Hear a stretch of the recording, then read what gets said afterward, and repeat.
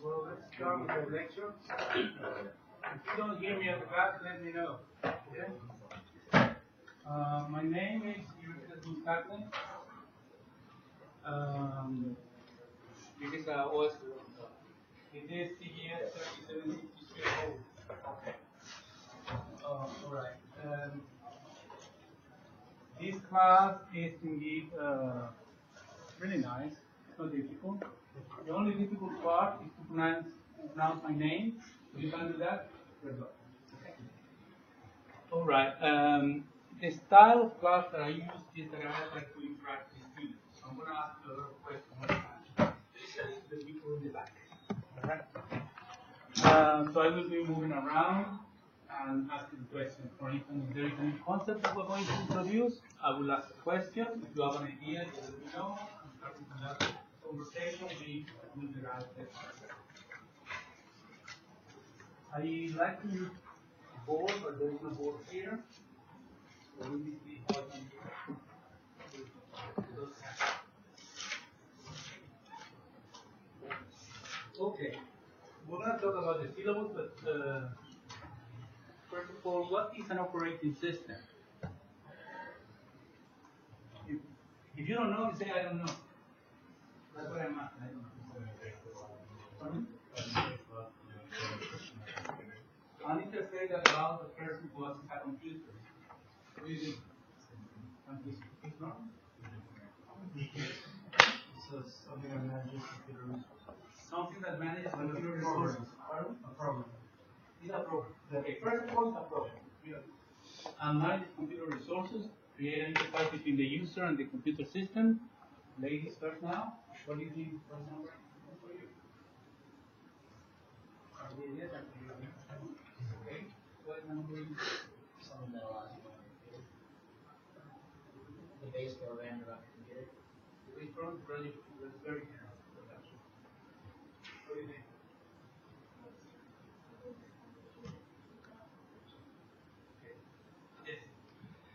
It is a layer in between hardware and software. Okay. What else? So it says managing resources is an interface to interact with the computer system. That's the idea.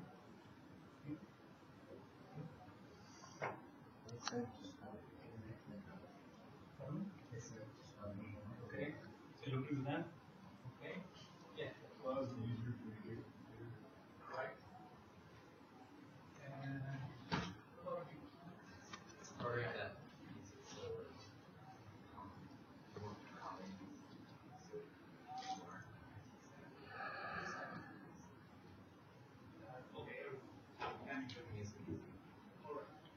Okay, well, let's try to put that together. Well, we know that it's a program. Program is the first program that we load into the computer system and takes control of that computer system. We know that create an interface between the user and the computer system. Otherwise, we're actually going to work with 0 and 1. Manage system resources, the computer resources, efficiently. That's important. You don't want to type in a command and wait 2 hours, right? And what else? It creates an environment for other programs to run. Once the OS is installed, then we can run other programs. We'll see later. We're going to add something that I'm going to say now. We're going to add it later because we're going to see why we call it an event-driven program. The idea is that when we turn on our computer, you look at the screen and see a lot of things happening. And what the system is doing is checking the hardware and loading the operating system. Then the OS takes control of the machine. And the OS just sits idle. Well, it's always doing some job, but let's say that it sits idle, just waiting for events. Someone wants to do an I/O operation, the OS takes control. Program is running and there is an error, the OS takes control. So it sits there observing the system, waiting for events or interrupts. So we can define the operating system this way. It's an event-driven program that create an interface between the user and the computer system, handle system resources efficiently, and create an environment for other programs to run. Okay? So that is the definition of OS that we're going to handle in this class. Will be question 3 in the first midterm exam. Don't forget that. A minute. Well, back question 1. Okay, so we need to know what is an operating system. Okay, let's talk about the syllabus and then we continue asking questions. So, classes, office hours. Office hours are going to be Monday, Wednesdays, Fridays from 11 to noon, and Thursday 2 to 3. If you cannot make it those times, just let me know and we can handle it somehow. The email that we're going to use, if you would like to get a very fast response, is that one. URIP, this one here, URIP at eecs.ucs.edu. And please include CGS 3763. We teach several classes. That way I can identify what class is about. You have to go to this web. We're going to use web courses, but also we have a website for the class. So if you go to this my web page and you click there, you will find 4 entries. One is for this class. So you click there and get into the web page or the web page for the class. The book that we're going to use, brand new. Well, this is brand new, but it's just the second edition. The first one was a beta edition. It's a new book in operating system that is very interesting because it has what any other book in operating system has, the same concept. But the approach is using the terminology that we are using nowadays. Okay? So, if you like to start reading chapter 1, you're welcome. And then we're going to be discussing, I'm not going to follow the book chapter by chapter, but you can start reading chapter 1, and then while we're dealing with a different concept for operating system, we'll let you know where you can find it.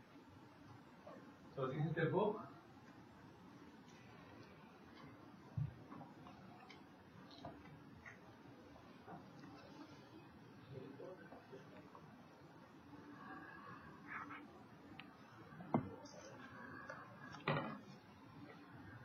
Operating system, principles and practice, and these are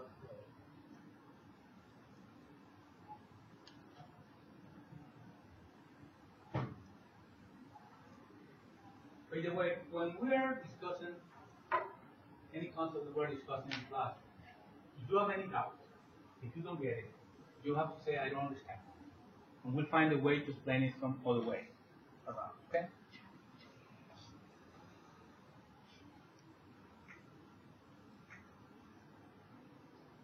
Okay, so this is the book.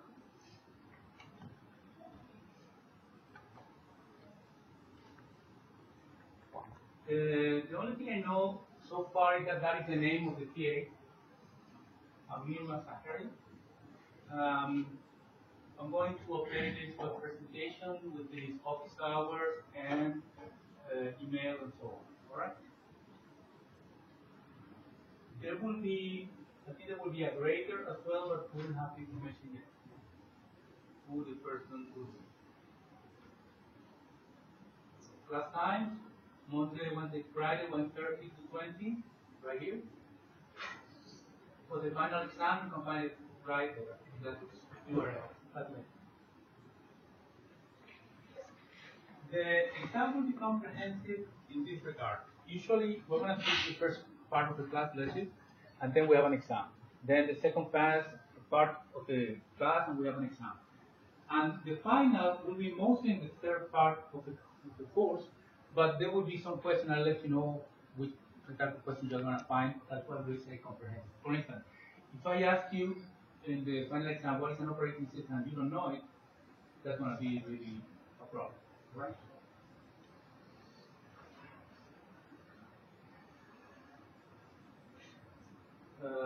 Attendance is not taken, but it's recommended. Concerning homework, we will agree if you will turn it in class or through web courses. That will be indicated in the homework.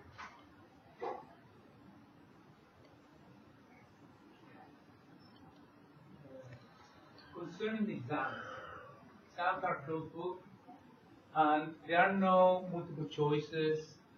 Usually the are say type. We're gonna have questions where you have to define a concept, or you have to explain a situation in the operating system, or you have to do some calculations. But there are no multiple choices.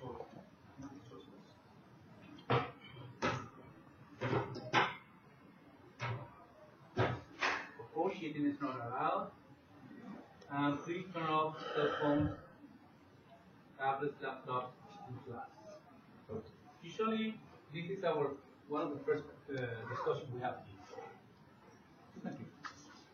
And because sometimes, let me tell you what is going to happen. Concerning cell phones, if you have an emergency, then take your phone and talk to someone, whatever. But many times people just text. Hello, how are you? Fine. You? Yes, fine. Okay. I'll do it well. And the same thing with tablets. Okay. Sometimes people use the tablet or use the cell phone or use the laptop to follow the class because the slides are there. Sometimes what I do is that I post the slides after the class, sometime before. But what I would like to avoid is that, and I say it right now, is that you are in class but you are doing the homework for another class. Okay? Because the idea, and then I'm going to ask you a question, you're going to tell me, I don't know, because you're focused in the homework for the other class. So, in that regard, is what I would like to take this to a minimum. Okay? So, that's why I say, please, on cell phones, tablets, and laptops in class. Okay. This is what we're going to have. Some homeworks, 20%, reading policy. First midterm, 25%, second midterm, 25%, and final exam, 30%. We're going to see later about the first midterm exam and the second midterm that my plan is to give the exam in Wednesdays and Fridays. Because I think that one class is not enough for the exam. So what we're going to do is we're going to split the exam. So in the exam weeks, we're going to have Monday a review and Wednesday and Friday exam. Remember that, because sometimes people take the first part on Monday and Wednesday, and for some reason that come on Friday, and then we're going to have problems again trying to reschedule the exam or make up exam more difficult.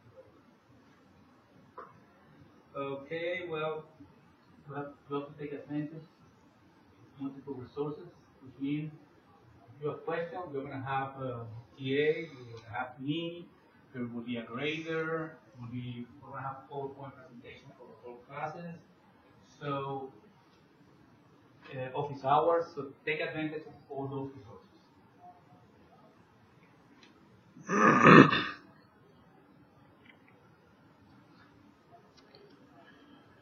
Okay, the idea here is that we're going to discuss the main concept of operating system. Then you will identify them in Windows or in Mac OS, but we're not going to explain how Windows works or how Mac works. What we're going to do is discuss the concept of process and threads, CPU scheduling, which means when we have several programs in memory, which one of them will take the CPU. There is an algorithm that will select the one with the highest priority. Memory and secondary storage, protection and security, if time permitting, distributed system. So this is what more or less what we're going to cover.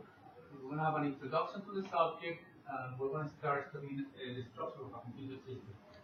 Especially because we need to understand the concept of interrupt cycles to understand how a process changes from one state to another. If it is running or if it is waiting, so we need to understand the concept of interrupt. We're going to spend probably the next 2 weeks talking about interrupt. It's a sort of computer organization class that we're going to do. Everyone here is taking or has taken computer architecture? Okay, few of you will.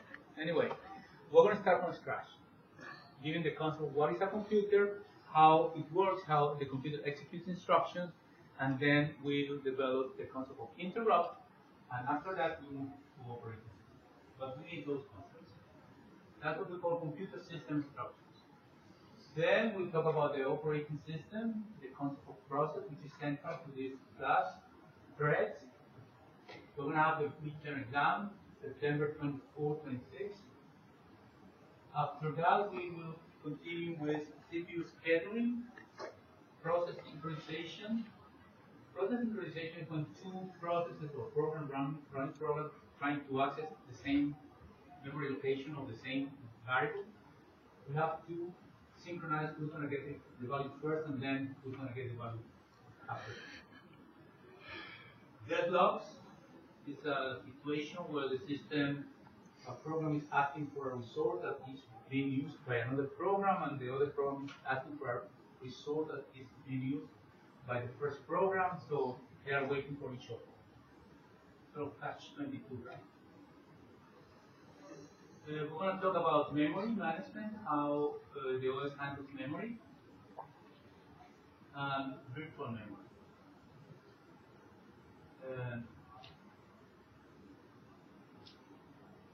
Then file system and master storage, the hardware of the IO system, master storage structure.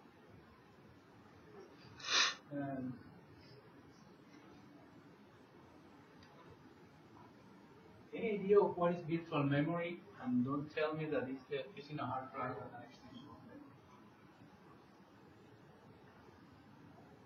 This is an advanced question. You have some. Yes. Memory set aside by like another storage than the RAM to be used for the same like reason as RAM, like to back things up. Well, but that instead of using the word disk, you're saying that there is another memory that you are using as an extension, right? Yes. Okay, but this is not exactly virtual memory. Well, we need it, not the memory for memory. But there is much more than that. And my idea is that what he was saying is practically about what everyone of us has in mind at the beginning. But we'll see the definition is a bit more complex. And we have to talk about physical space, logical space, but little by little we're going to get into that. That's a concept, that's again his method, but it's not just using an extension, extension of RAM, let's say. Over. Okay, so this was our first question. What is an operating system? There are several definitions: resource allocator, master control program, everything the vendor ships with the computer, program that is always running, kernel. But the definition we're going to use is the one we were discussing before. So an operating system is an event-driven software that handles system resources efficiently, creates an interface between the user and the computer system, and create an environment for other programs to run. I'm going to repeat it. An operating system is an event-driven program that handles system resources efficiently. Using by efficiency,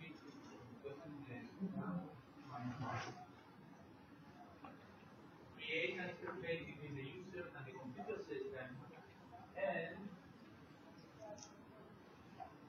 create an environment for other programs to run.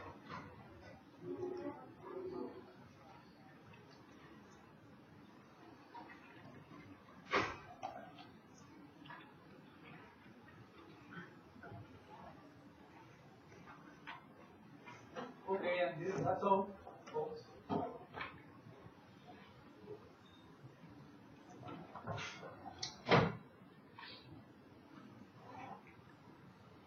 process of the operating system. It's the interface between user and computer hardware. Provides an environment in which the user can execute programs conveniently. Manages the computer's resources efficiently. Exactly what we said. Okay, we put everything together.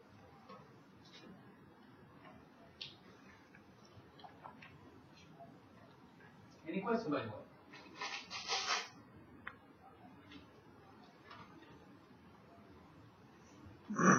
Okay, here we can see that this is the computer system. Then we have the operating system. We say it's a program, but it's a set of programs. It's a huge set of programs, the operating system. Then we have the application, okay, system and application program. And when we talk about system program, we talk about the compiler, assembler, text editor, database system. The users are here. So we have different types of programs here, user programs and also system programs. What is a compiler? Something like Pardon me? like C++. That's the name of a programming language. What is, pardon me? Like programming language to use C++. The program I use to do C++ is a text editor. I know what you mean, but you have to tell it right. Okay? What you have in mind is right. But you want to express the idea properly. A text interpreter that converts the text from code like C++ into readable. A compiler is not an interpreter, but they are related, like brothers and sisters, something like this. So you're very close. Okay. You? Something that condenses and makes it it's all your code into more beautiful. What?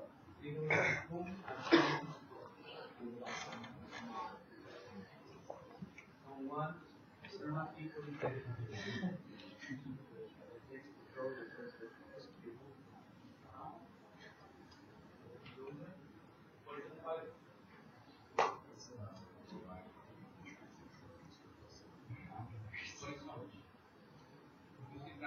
something, what is something?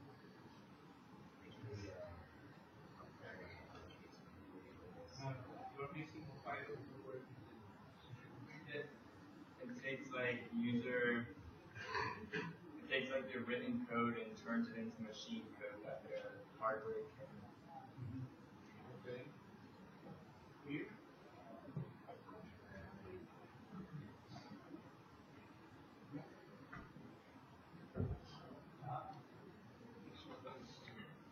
No, he said it's not in the.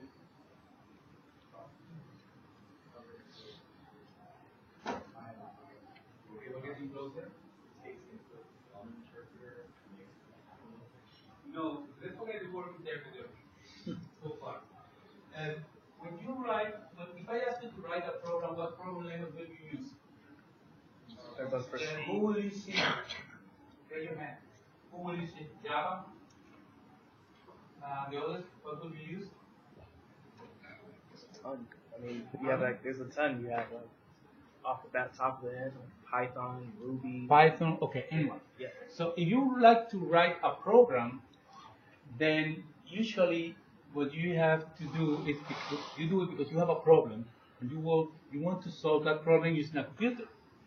And the first thing you do is that you write an algorithm, which means the steps that you have to follow, right, to solve the problem. And then you express that algorithm in a programming language, Python, C, C++, Java, whatever. And you write the program, let's say in C++. But we need to translate that program written in C++ or Java or Python into the language that the computer understands, which is binary. Okay? And usually we're going to do that in 2 steps. So we're going to use 2 programs. One is called the compiler and the other one is called the assembler. And both of them, they are translators, not interpreters. Okay? So the compiler translates a program written in a high-level language, C, Java, Python, whatever the name is, into machine language. What we call machine language is also known as assembly language. You're going to learn assembly language a little bit. And then we need another translator to translate from assembly language into binary code, which means zeros and ones, because that's the language that the computer understands. In general, we think that the compiler translates from high-level language, let's say C++, into binary, because the compiler calls the assembler and the assembler executes its part. But it works that way. A compiler is a program, and it's a translator from a high-level language, like we say in C++, into assembly language. And then there is another translator, which is the assembler, that translates from assembly language into binary code. Okay? For next class, I'm going to find a way to bring some paper right here, because I need to use a board, especially when we're discussing concepts, to give you some examples. Let me see if I can do it. Right here. For affirmation, you said a compiler calls the assembler to run the program? No, we don't run the program, we just translate. We translate from one representation to another. The compiler translates from high-level language into machine language. Machine language is assembly language. And the assembler translates from machine language into binary code, or executable code, as someone said. Then to execute that code, we have to create a process and load the program into it. So we're talking about just translation. So let's see if we can do something here.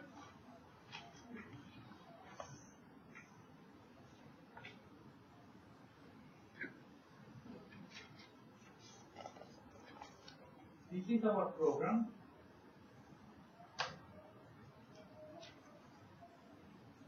It enters into a program compiler. This is the one written in C++ or Java or C or any other language. We write a program. So we pass that language, that program, to a compiler. And we get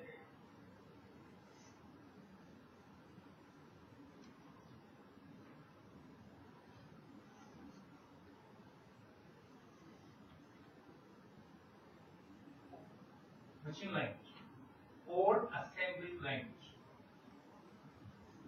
Then we add this to an assembler, and what we get is the, they call it object code.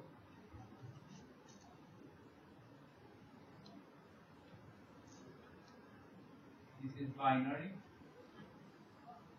Also, they can call it executable. The thing is that to execute this program, you have to link this program with other programs, because sometimes we need to use libraries and so forth, and then we get executable in the file. But this one can be executed. This is what we need so far. Okay? So we have a program written in a program language, pass it to the compiler, and we get a representation, a translation of that program in machine language. Then we pass it to the assembler, and we get, let's say, get executed. To give you one idea, here at this level, you have, for instance,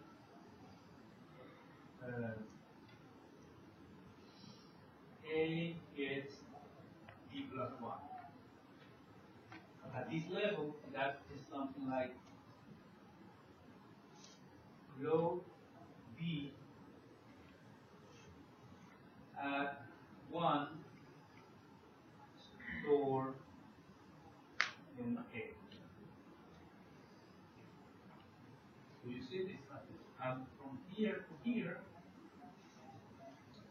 you get something like 0, 1, 1, 0, 0, 1, 1, 0, 1, 1, 0, 1, 0, 1, 1, 0, 1, something. So this is the language the computer understands. This is assembly language or machine language, and this is the notation that we use in high-level language. Okay? Is that clear? Any questions?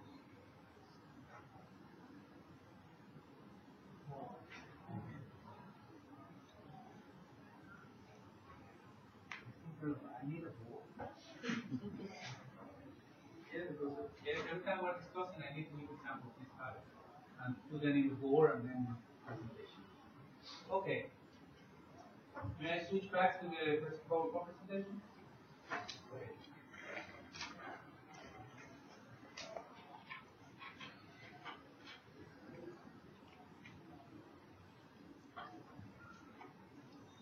So here you can see that in this example we say we have a problem and then we need an algorithm. You know what an algorithm is?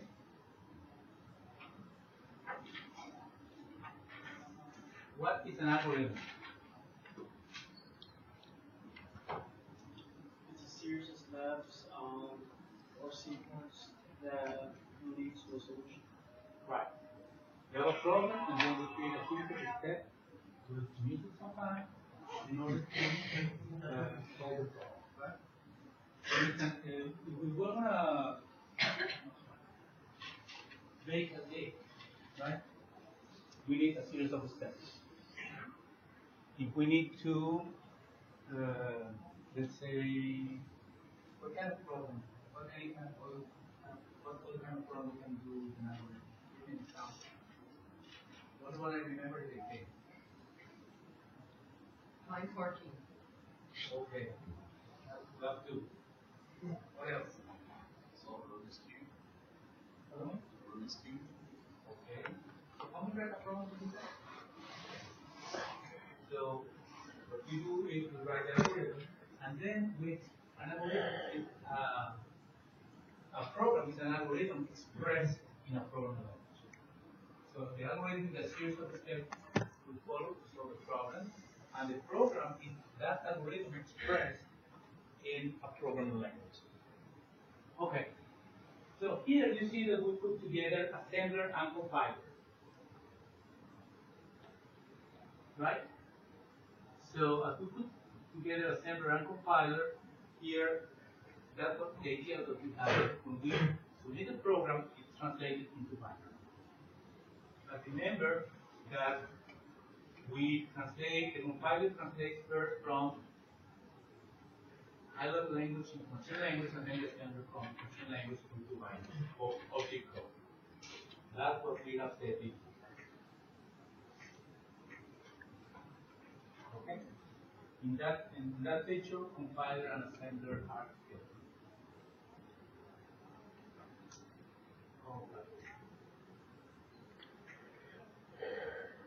Then there is another piece of software called the linker.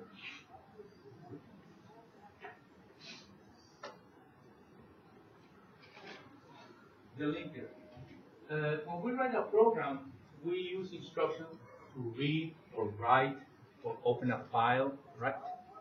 So those operations will be handled by the operating system. Why? Because if the operating system doesn't handle those operations, it means that we have to write the drivers for each device we use. Okay? So the linker is going to take our program, what we call the object code, and that program is going to be merged together with some library that will help us to call the operating system for I/O operations.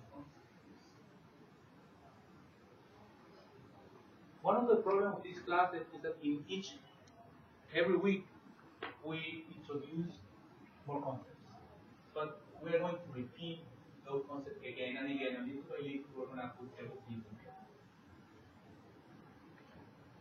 Once we have these libraries and the object code merged into a single block of program, this is called the executable code or executable linkable file, because when it's running you can link more code. But executable code. Then a program called the loader is the one that's going to load that program into memory, and when the program is loaded into memory, and you will see why later, we call it a process. The concept of process that we're going to handle in this class is a process is a program in execution. That's all. Later we'll see how the process is implemented. We'll see how to implement a process. Okay? So a process is a program in execution. So algorithm, the steps to be followed in order to solve a problem. Program, an algorithm expressed in a programming language.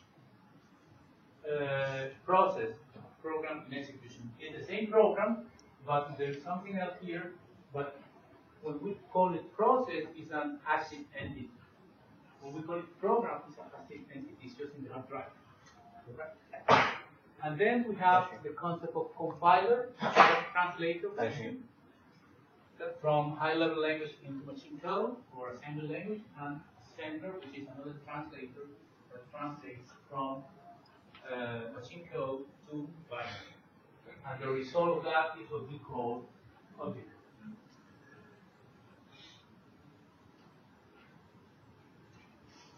A process is a program in execution as a process control block. Inside that, there is something called the program counter.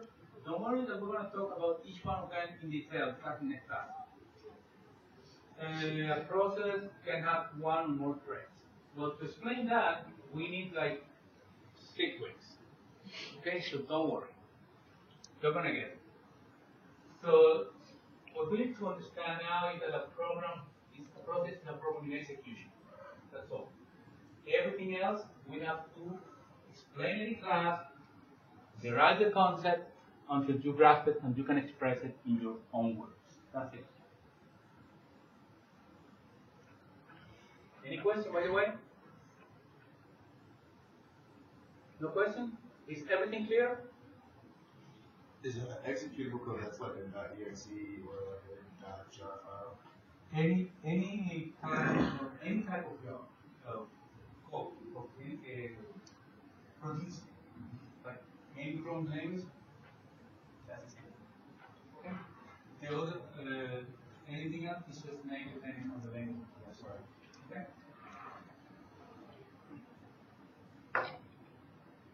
Clear? Everything? Can we start with the quiz? Yes or no?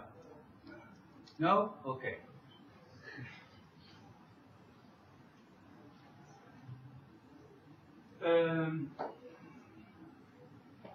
This is the most important concept to explain. Okay?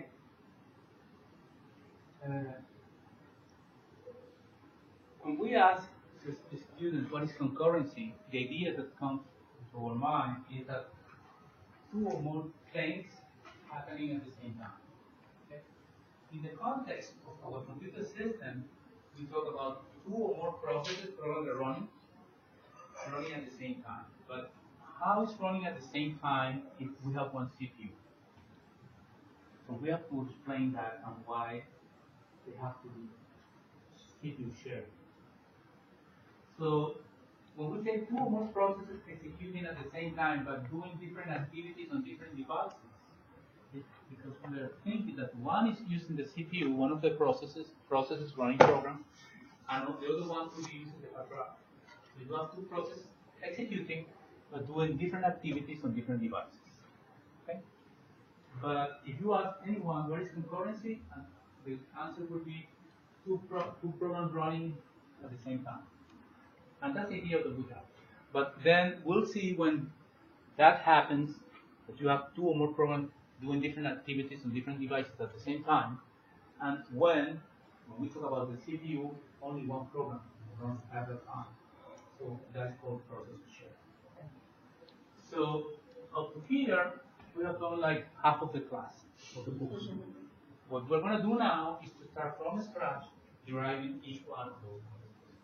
Right? Any questions? No questions?